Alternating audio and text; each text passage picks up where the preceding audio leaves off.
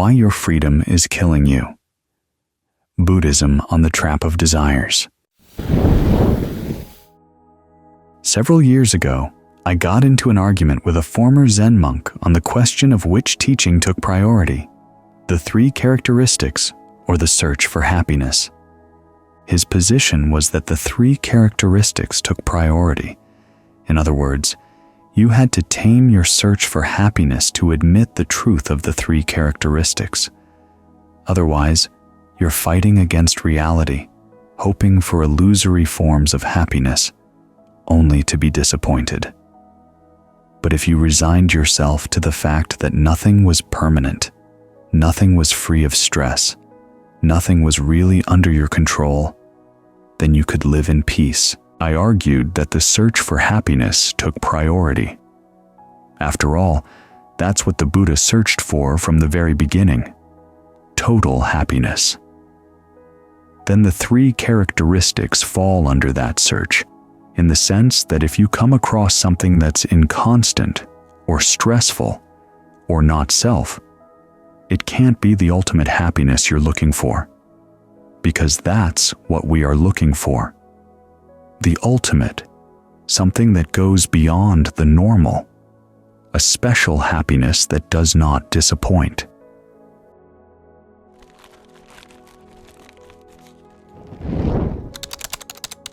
It may sound like a technical question, but it has a lot of important implications.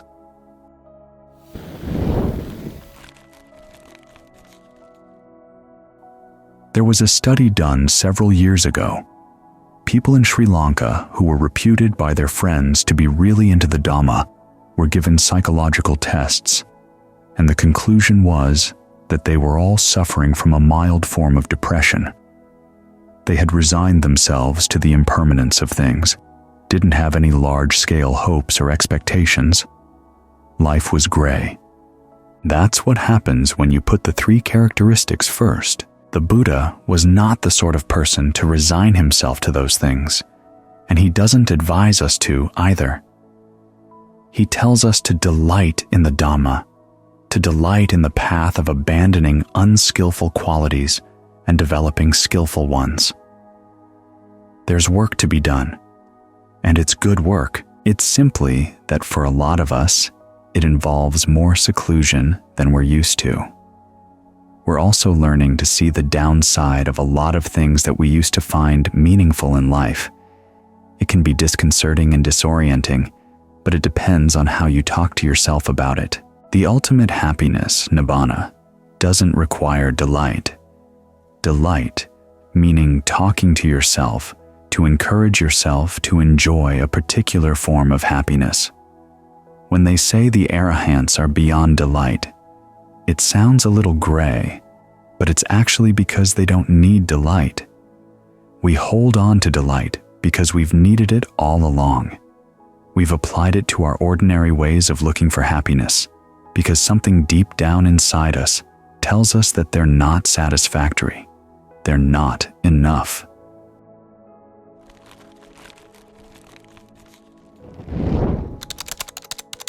So we have to encourage ourselves, talk to ourselves, to motivate ourselves to keep going for everyday happiness.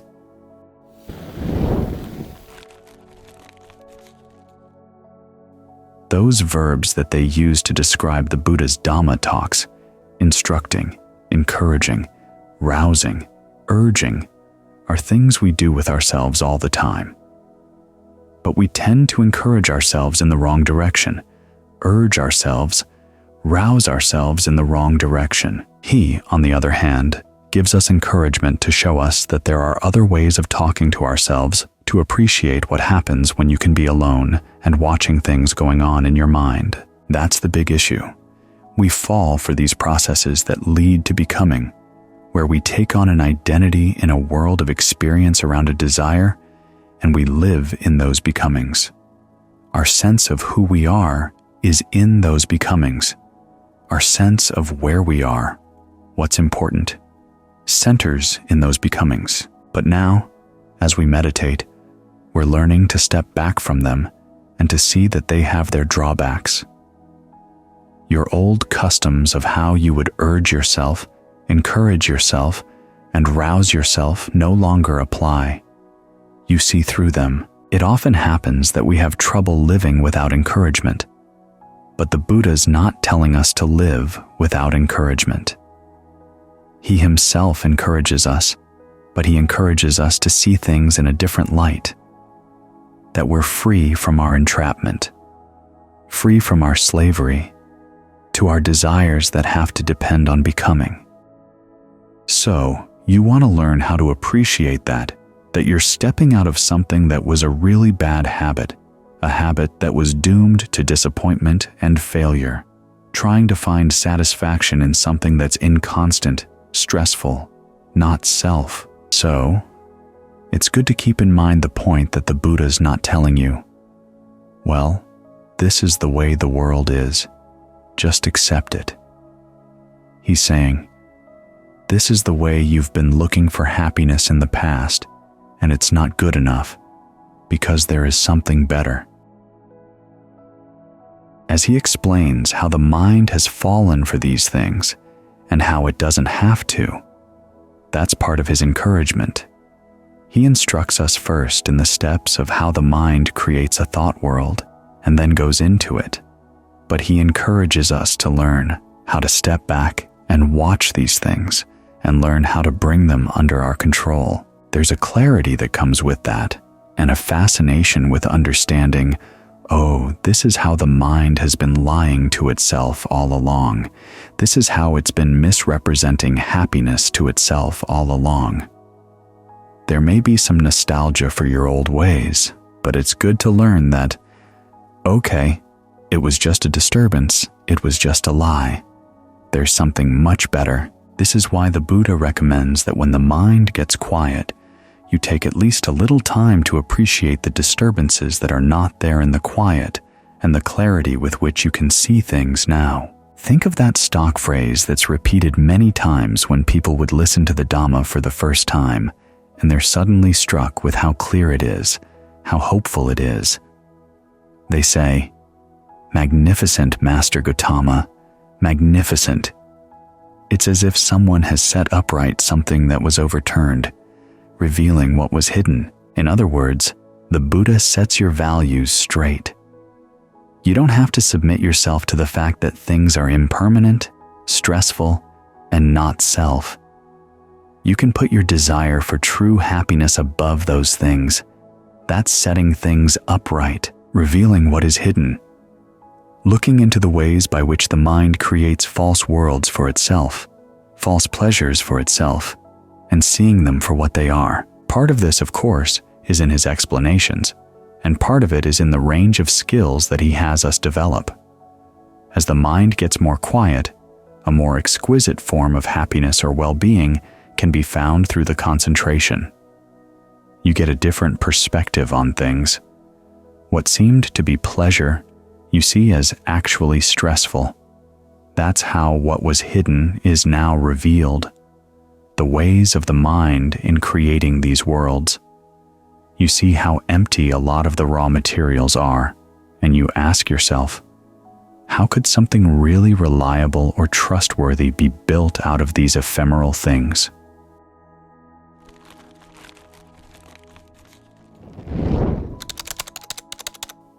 They also exclaim, it's as if he showed the way to someone who was lost.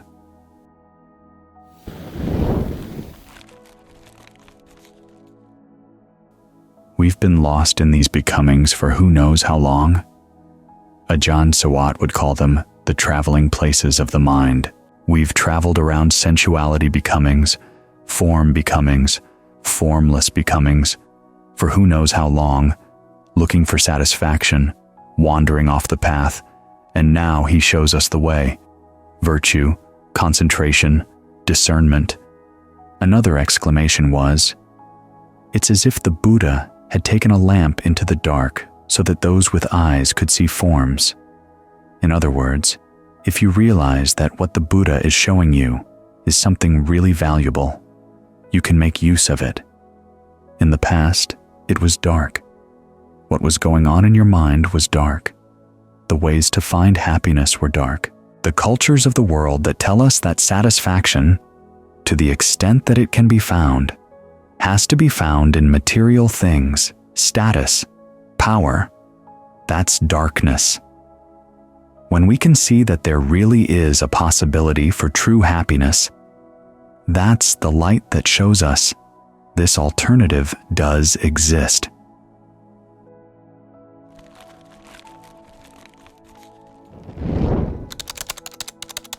So learn how to delight in that.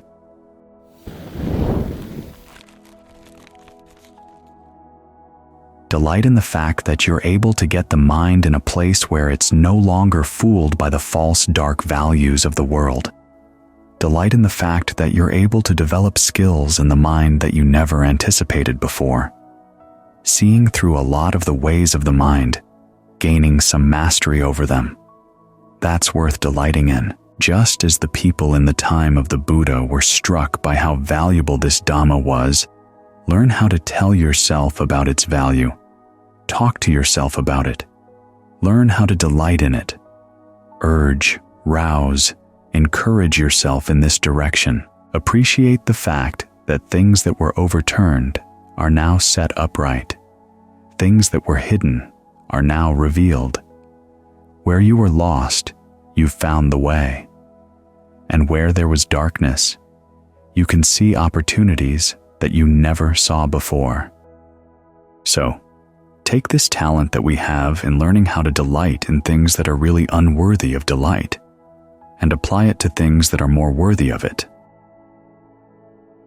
And as I said, ultimately, it takes you to a place where you don't need delight, because the happiness is so satisfactory that commenting on it doesn't add anything to it. But meanwhile, take this delight in urging, rousing, and encouraging, and use these ways of thinking to make yourself happy that you're on this path. Appreciate it, because it's the best fabricated thing there is. Discipline is a choice. When you practice right mindfulness, you're making a choice. The basic formula tells you, on the one hand, to follow the body in and of itself, and on the other hand, to subdue thoughts of greed and distress related to the world. You're choosing to follow one part of your experience and to subdue another part. And you try to do that consistently. Normally, we jump back and forth, focusing on our bodies for a while, then going out into the world for a bit, then coming back in. But that's not much of a path. It's a very zigzag path. You want to make up your mind that the path of right mindfulness is the one you want to follow, and anything that's going to pull you off that path is something you have to discipline. That's the implication of the word that we translate as subduing, vinaya. It's related to vinaya, the discipline.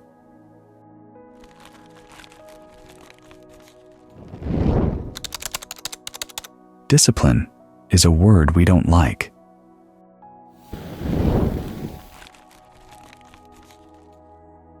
We tend to think of it as having to do with punishment and harsh regulations, but it's simply a choice that you're making.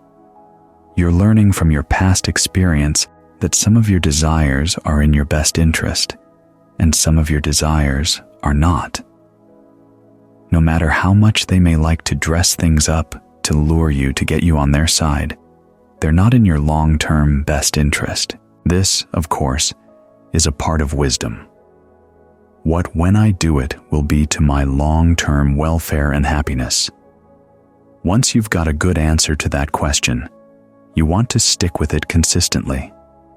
If you look at discipline not so much as something imposed on you, but as a choice you make to stick with the desires that are in your best interest, having considered carefully where you want your life to go, then it's a lot easier to stick with it. The Buddha talks about there being many paths in the world. There's the path that leads to heaven. There's the path that leads to hell. There are the paths that lead to an animal rebirth, a hungry ghost rebirth, a human rebirth. There's a path that leads to nibbana. Most of us jump around from one path to another, It's as if we have a little helicopter that picks us up and puts us on one path. Then it picks us up again and puts us on another path. That helicopter is something we've got to watch out for, because it requires that we forget about where we really want to head in life and the implications of our choices. It inclines us to look for the short term. How would it feel to go someplace new, try out something new, right now? Now, this desire to try something new is what got us on the path to freedom to begin with. But just because it got us here doesn't mean that we have to follow it wherever it goes.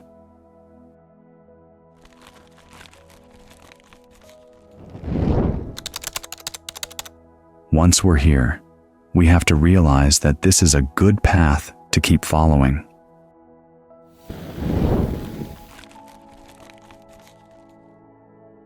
Oh, if any impulse would pull you off, you've got to subdue it. You've got to discipline it. The English word discipline comes from a root different from subduing. It relates to the fact that you're learning. Learning, of course, requires that you dedicate yourself to a particular subject and stick with it. In this case, it means that you have to learn how to deal with your vagrant notions, your vagrant desires, and not feel that you're being punished when you say no to them, when you subdue them. This is why the Buddha has you understand the process of becoming. When a desire comes up, then around it develops a sense of you wanting the desired object, and you being able to attain that object. Then there's the world in which might you do that. You slip into that world, and you go with it. Ajahn Suwat calls becomings the traveling places of the mind. Discipline requires you to say, no, I don't need to get into those. I don't have to go traveling around, and I don't have to identify with those desires. This is why the Buddha analyzes things in terms of clinging, craving, and all the other steps of dependent co-arising in an effort to depersonalize the whole process.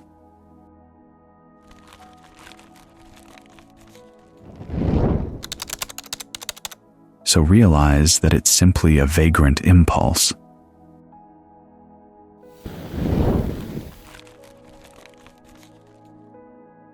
It's not you or yours necessarily. You have the choice to claim it if you want, but why bother? Get good at seeing where these things go and really taking to heart what you see, learning from that, not just jumping with any impulse. Discipline requires that you take the long view. You're willing to say no to some desires because you have a bigger desire. This is where many of us fail to understand discipline. We think we're being hemmed in by other people's desires for us. But you have to realize you have this one great desire: to find freedom, to find a happiness that doesn't cause harm to anyone, a happiness that's not going to disappoint. And you want to protect it. You want to keep choosing to go in that direction. So you have to learn how to talk to yourself. You have to learn different perceptions to hold in mind to remind yourself that this is where you really and consistently want to go. Some people say it's narrow, being committed like that. But then the people who refuse to commit to anything in life, where do they go? What do they accomplish? They just wander around aimlessly, off into the woods on the side of the path. They may find some interesting mushrooms and other plants and animals in the woods, but we're not here just to find interesting or fun plants and animals. As the Buddha said, there are only two things that we can expect for sure when we're born: aging and death. We have to prepare for them. If we don't prepare for them, we're being very short-sighted. And this is the best preparation, the path to something that doesn't age, doesn't grow ill, doesn't die. When the Buddha talks about people dying, he notes that even the wealthy have to die. When he talks about arahants, he says that they too have to lay down their body, or their bodies are subject to being laid down, subject to breaking apart. But the part of the mind that's awakened, that doesn't die, that's where this path leads. But it doesn't lead there if you let yourself get tied down by lots of different vagrant notions, things that you haven't learned how to subdue yet. Again, we don't like the word subduing.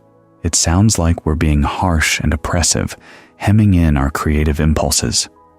Well, there is room for creativity in the path, but the creativity is in learning how to be clever in saying no to your defilements. Apply your creative talents there, because they're going to be needed. Your defilements are very clever. They come up with one argument, and you say no to that, but then they come up with another one. So, be creative in learning how to say no to those things. Creative in learning how to subdue greed and distress with reference to the world.